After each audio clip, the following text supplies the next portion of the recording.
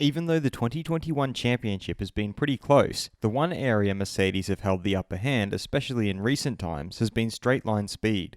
Red Bull have suggested in the past that Mercedes may be gaining an unfair advantage with their rear wing.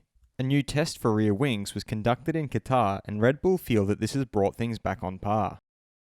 I'm your host, Dillon Shelley, and first up on Formula World, did new wing test reduce Mercedes' straight-line advantage?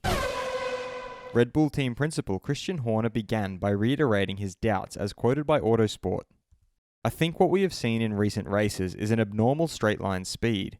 I think Toto has been at pains to point out that there have been gains in straight-line speed when nothing has changed." He then stated that Red Bull were able to match Mercedes' straight-line speed in Qatar. "But it's encouraging that this is the first race prior to Silverstone we've been able to match their straight-line speed and an exponential increase in races." He summed up his words by giving his thoughts on the rear wing tests introduced in Qatar.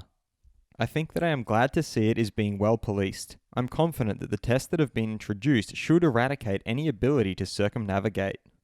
Mercedes team principal Toto Wolff, meanwhile, spoke to Motorsport and gave his thoughts on these statements by Horner. "Qatar is a track that is less power sensitive, and interestingly, I think they've just done a good job. Their straight-line speed with the big wing, high downforce, is identical to ours. So yeah, I'm happy that they are happy."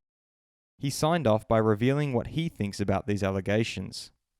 Let's go to Saudi Arabia, and maybe we'll hear some comments again. In a way, the debates that are being kicked off or launched, I cannot follow anymore. I have taken the decision for myself and the team that we're struggling to keep up with the commenting on the rumours that are being made from that side.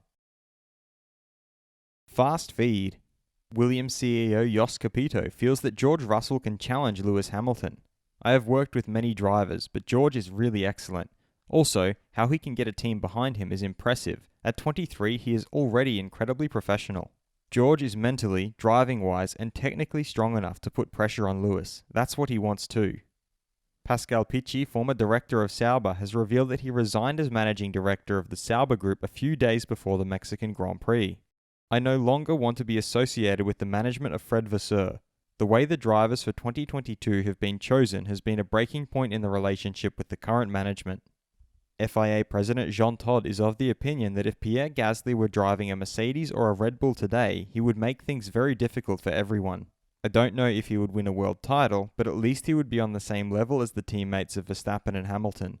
There are maybe 2 or 3 drivers who have something extra, but what makes the biggest difference is the car they get. Fernando Alonso is an exceptional driver, but today he doesn't have a car with which he can win." Red Bull advisor Helmut Marko feels that when Mercedes saw that Red Bull were equal or even faster, they first came up with flexi wings and then with all kinds of other sham arguments.